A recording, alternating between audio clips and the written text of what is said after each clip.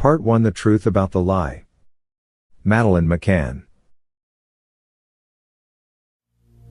The following program is a documentary that is based on the book by Gonçalo Amaral, the former PJ inspector who investigated the disappearance of Madeline McCann in the Algarve. His version of the events is repudiated by Maddie's parents, who continue to defend that this is an abduction case. The criminal process that was conducted by the Portuguese authorities ended with the archiving of the inquiry, a decision that was contested by Gonçalo Amaral. More than pointing out culprits, a task that belongs to justice, the broadcast of this documentary is destined to contribute for light to be shed on a case that remains an unsolved mystery, for almost 2 years, and that elements are given to help the public opinion to understand it.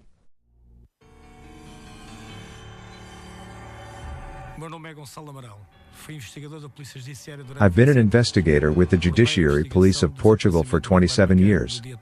I coordinated the investigation into the disappearance of Madeline McCann. On May 3, 2007.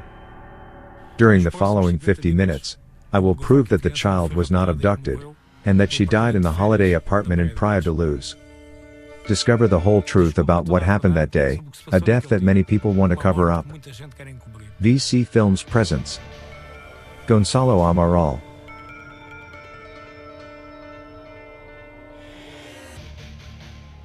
Maddie. The Truth of the Lie. We would like to say a few words to the person who is with Madeline, or has been with Madeline. Madeline is a beautiful, bright, funny and caring little girl. She is so special. Please, please do not hurt her. Please don't scare her. Please tell us where to find her. Or put her in a place of safety and let somebody know where she is. We beg you to let Madeline come home. We need our Madeline. Sean and Emily need Madeline, and Madeline needs us.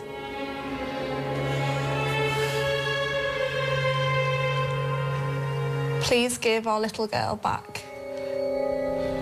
Por favor, devolva a nossa menina. On the 3rd of May 2007, a child that was sleeping with her siblings was abducted. This is the version of the crime that we got used to accepting as the only possible one. But is it the true one? Or does this version hide a crime that many want to conceal?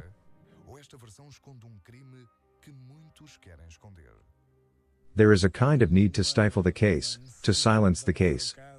I remember that several people were affected. English policemen are forbidden from speaking out. Other witnesses like Martin Smith are somewhat afraid, and several persons. This is a case where some people are still afraid or they are even prevented from speaking. The reconstitution. Reconstitution, a reenactment of an event. What we are preparing has never been done before. We took the former PJ coordinator, Gonçalo Amaral, to the crime scene, to show what happened to Madeline McCann. This reconstitution is going to allow us to understand who told the truth, and who didn't. We are going to find out what happened on the night that Maddie disappeared forever. Strangely, the judicial investigation was never able to carry out the reconstitution of what happened. The reconstitution wasn't carried out because there were some who defended that would be equal to considering the family to be suspects, as well as the risk of flight. Since the beginning, the judicial police were pressured not to investigate this case like any other case. There was media exposure, a political and diplomatic climate, that made the investigation much more difficult. Madeline McCann was only days away from her 4th birthday when she disappeared. The last time that she was seen in public was at 5:30 p.m. on May 3, 2007. Her mother, Kate McCann, picked her up at the creche. Creche. A nursery to care for children. Daycare. Record shows the time. At the same time, the father, Gerald McCann, played tennis only a few hundreds of meters away. The tennis court timesheet and his statement to the police confirm that Gerald only left at 7 p.m. On the same afternoon, The family's friends had tea at the Paraiso restaurant. The CCTV camera images prove that the men left the restaurant at 6:13 p.m. and the women left 15 minutes later. One of them, David Payne, met up with Gerald McCann at the tennis court. According to Payne's statement to the judicial police, he asked him where Kate was and then headed for the apartment that had been rented by the McCann family, where he arrived around 6:30 p.m.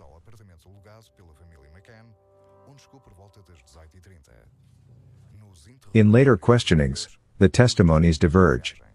Gerald McCann says that David Payne stayed at the McCann's apartment for 30 minutes. His wife, Kate, guarantees it was only 30 seconds. At that time Kate was bathing the twins and Madeline.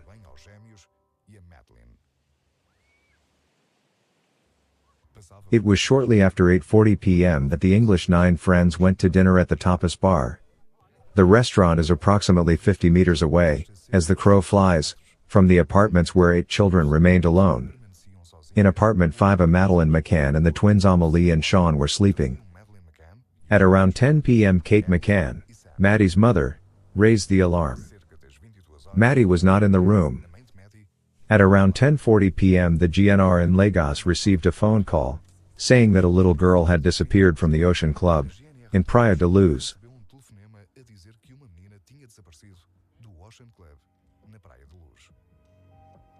According to the testimony of the Ocean Club's manager, when the GNR patrol arrived on location, the child's father threw himself at the officer's feet, like a praying Arab, completely out of control over his daughter's disappearance.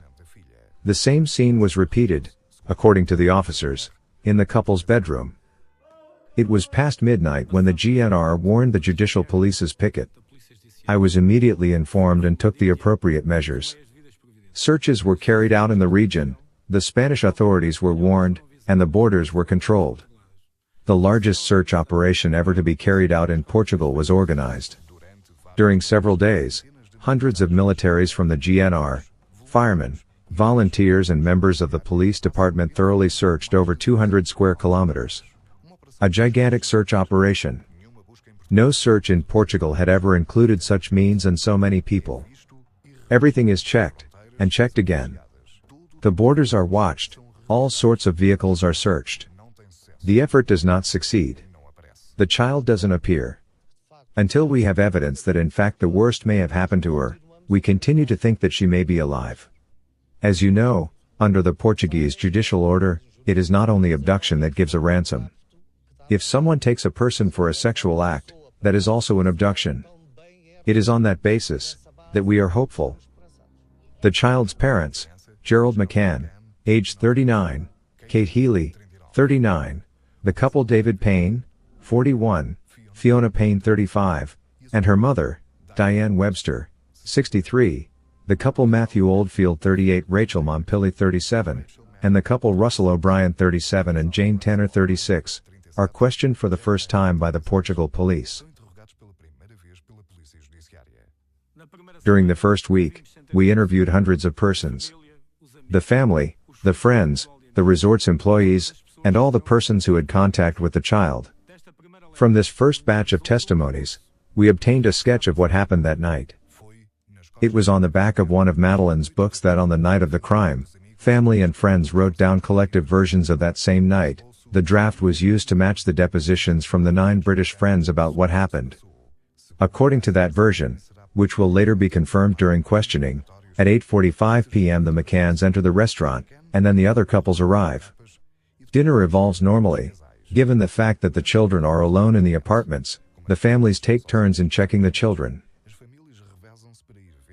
At around 9:05 p.m. Matt checks the windows of the various apartments, and finds everything quiet and the windows closed.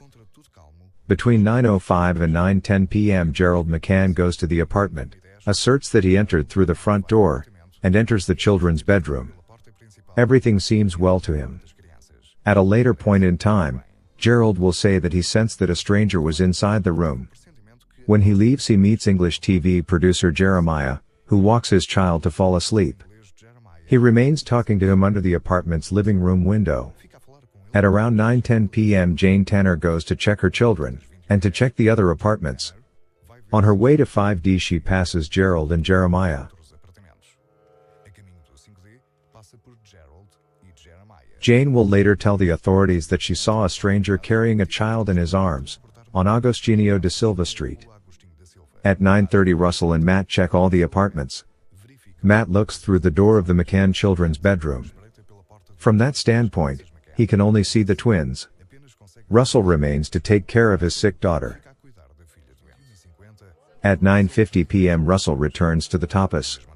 On the same night, on the other side of Aldeia de Luz, the Smith family, 4 adults and 5 children, have just paid for their dinner at the Dolphins restaurant. The credit card receipt was clocked at 9:27 p.m. on May 3, 2007. The Smiths go out for a drink at Kelly's bar. They don't take long. It's around 9:50 p.m. when they start walking towards the Estrela de Luz resort. When they cross 25 de Abril Street, arriving at Escala Primaria Street, they have just walked 30 meters and they cross paths with a man who carries a child in his arms. It is just after 10 p.m. when Kate goes to her children's bedroom using the shorter route, entering the apartment through the sliding window, and sees Madeline is missing. She asserts that the bedroom's window and shutters had been opened. She drops everything, leaves the twins, who continue sleeping in a room with an open window, and heads for the tapas bar to raise the alarm.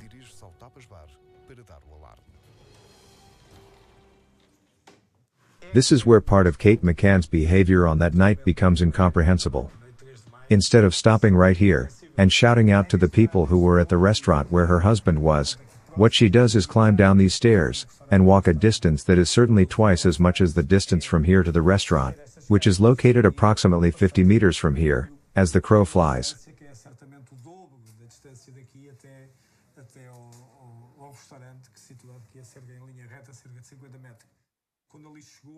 When she arrived there, she cried out, "We let her down," which is a medical term that is often used in medicine, meaning she's gone. Then everyone came running and everyone used the entrance on this side of the apartment again. There were many contradictions. The most evident one was that someone was inside that room when Gerald went in. If he didn't enter, he just peeked through the door.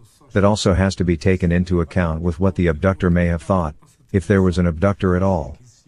An abductor cannot be certain that a father wouldn't enter the room, because he would be discovered.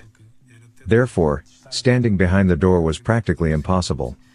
Materially, that is not possible. He didn't fit behind the door, and the wardrobes were blocked by the cots. But given the drama that the family was living, and the climate of commotion, we preferred not to make them suspects. First contradiction. The distance. The first contradiction is related to the distance. Everyone involved, except for Kate, stated that when they went to check on the children, they used the apartment's front doors. That meant walking over 100 meters more than they would if they entered through the sliding windows. Only the McCanns confirmed that they hadn't locked that window, justifying that they could see the window from the tapas.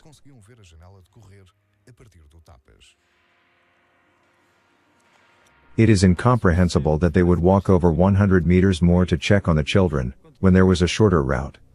Maddie's father said that, when he went to check on his children, he was in a hurry to use the toilet.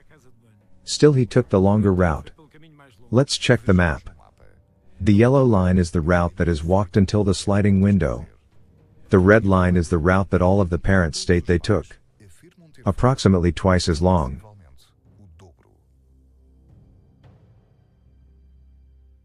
This preoccupation from the 9 English people only shows that they were afraid of being accused for leaving their children in a dangerous situation. In fact, these contradictions could be justified merely with the need of the English families to demonstrate that the children were fully safe. According to a Portuguese lawyer, who is experienced in working with several English clients, the behavior may be justified by the fear of being accused of abandoning the children to danger, a crime that is severely punished by UK law. Having been left by their parents, exposed to situations of risk and danger that they wouldn't be able to protect themselves from, and to confront and to resolve on their own, is considered to be a serious risk and serious neglectful behavior from the parents.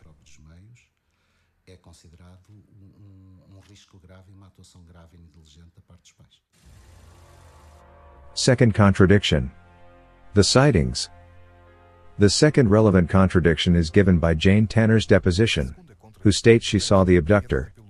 One cannot understand how Jane Tanner passes Gerald and Jeremiah, and sees a man carrying a child, with both of them failing to see her and the abductor.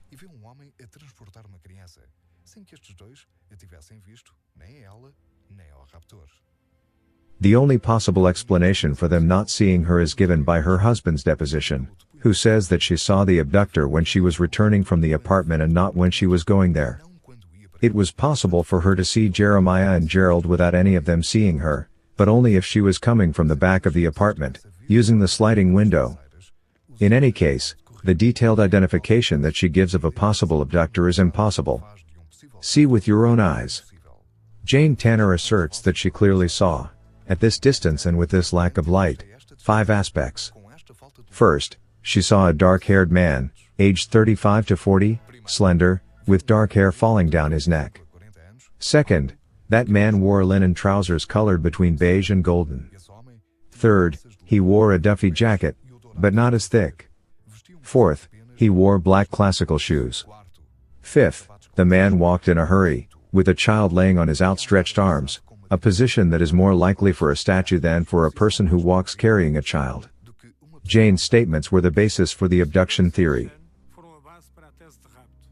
But for us, and later on for the English police, they had doubtful value.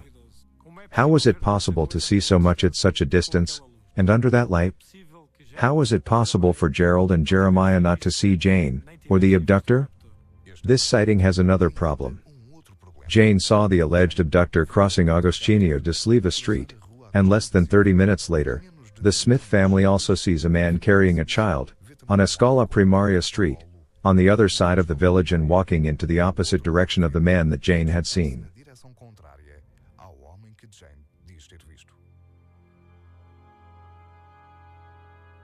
We have 2 sightings of potential abductors. The problem is that the Smiths sighting doesn't confirm Jane Tanner's vision, in its time and its direction. The man that is seen by the Smiths is on the other side of the village.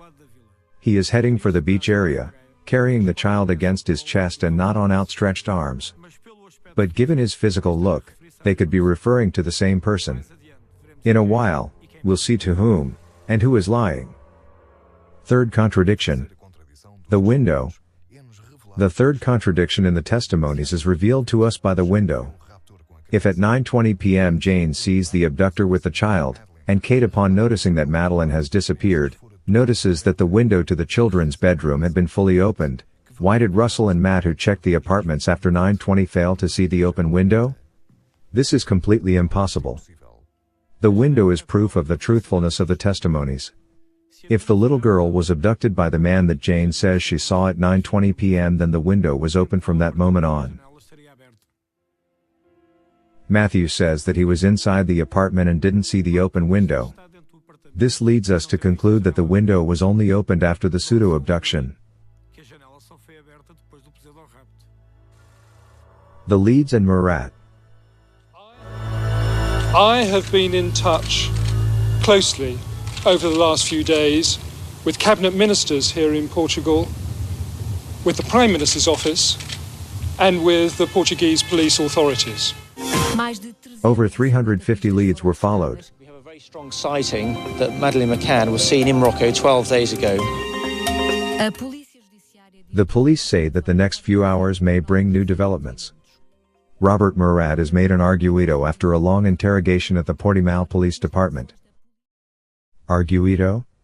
Person of interest. Not yet a suspect.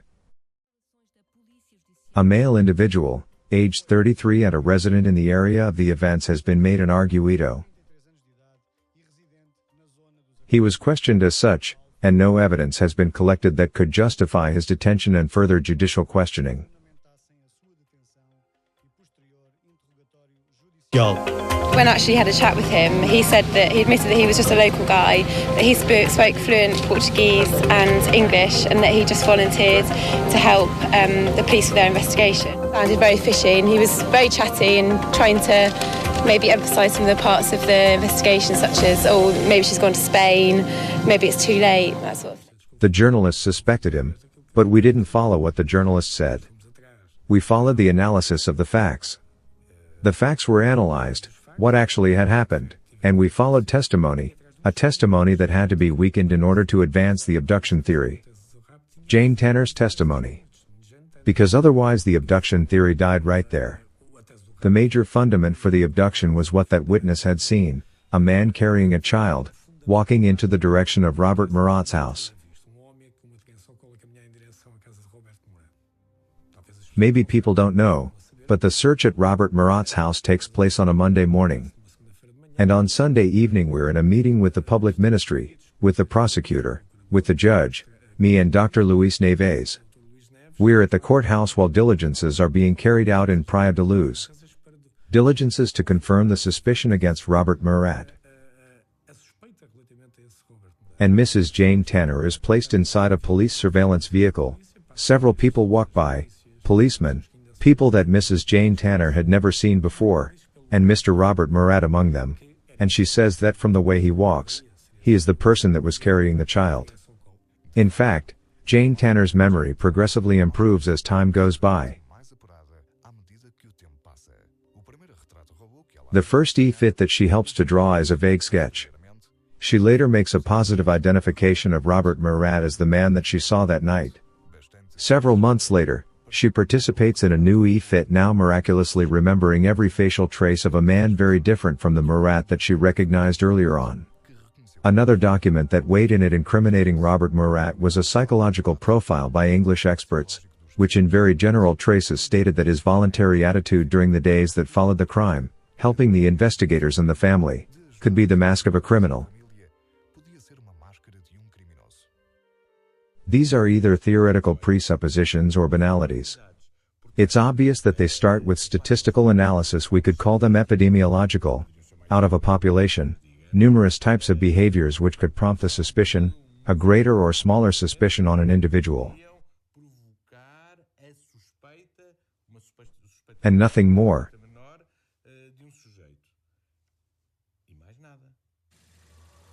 The global media phenomenon. We're all very sad about what happened to Madeline McCann. Please, if someone has any kind of information, let us know. Pray a special prayer.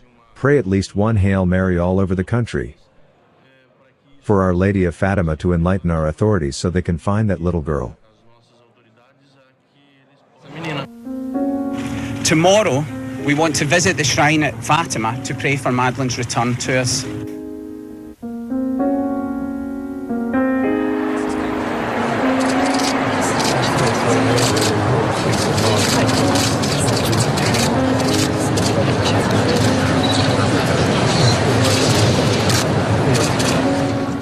On Sunday, we had another offer of more than £1 million from a group. So it included J.K. Rowling, who wrote all the Harry Potter books. It included Wayne Rooney, who's one of our most famous footballers. I think it included Richard Branson as well. The abduction leads into a blind alley. The family itself started considering the possibility that Maddie was dead. The first signs of death come from the family. Exterior signs. We had already considered it, but it's the family that hires a former officer from the South African military, who uses a miraculous machine to find the child's body on location. Stalemate in the investigation. South African Daniel Krugel points at a location where Madeline McCann's body is supposed to lie. A vast area where nothing was found. The turnaround in the investigation. The investigation uses two very special dogs that are used by the English and North American police that have successfully solved over 200 cases. These include the murder of A.T. Rachta Heron, an Irish woman who went missing. The police and the forensic scientists were unsuccessful in finding out what happened to her.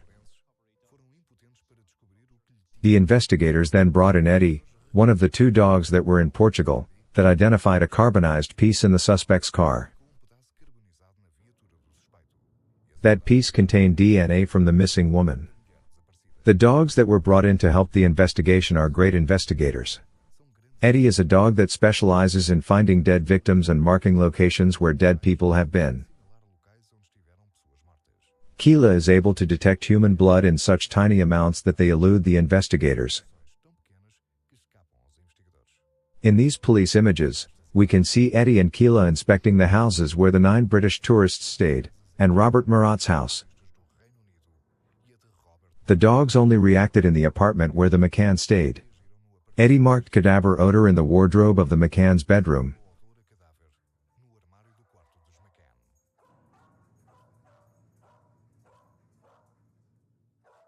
That was how it was.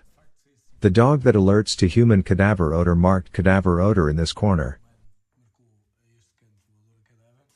The doors were open when the test was made, and after walking around the parents' bedroom, he placed his nose in here and marked this area.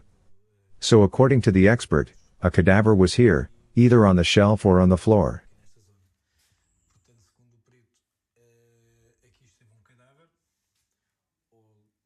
Eddie also detected the odor of death behind the sofa in the apartment's living room. Keela is brought in, and she points out a small amount of blood behind that same sofa.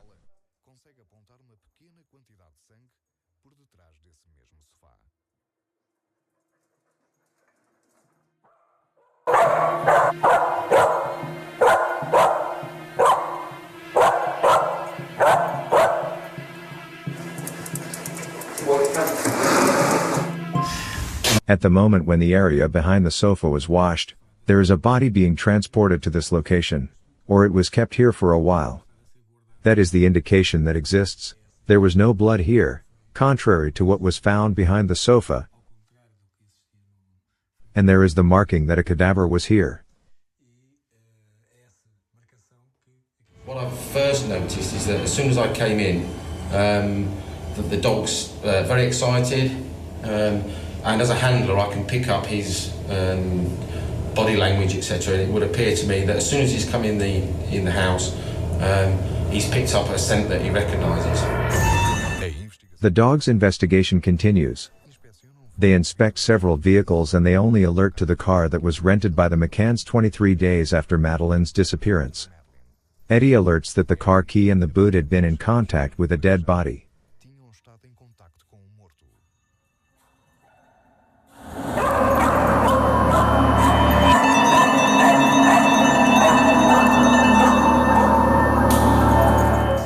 Keela discovers organic traces for analysis in the boot. There's a reaction from the dog over here, where his head's up in the air, and he's scenting the items that he's trained to find, and when we tie him down, he picks this guy. The dog's reaction is revealing. These dogs have never failed in over 200 cases. The dogs marked 2 spots in the house: the wardrobe in the parents' bedroom and behind the living room sofa. They also signaled the car that had been rented by the McCanns 23 days after the facts, as well as Kate's clothes and Madeline's soft toy.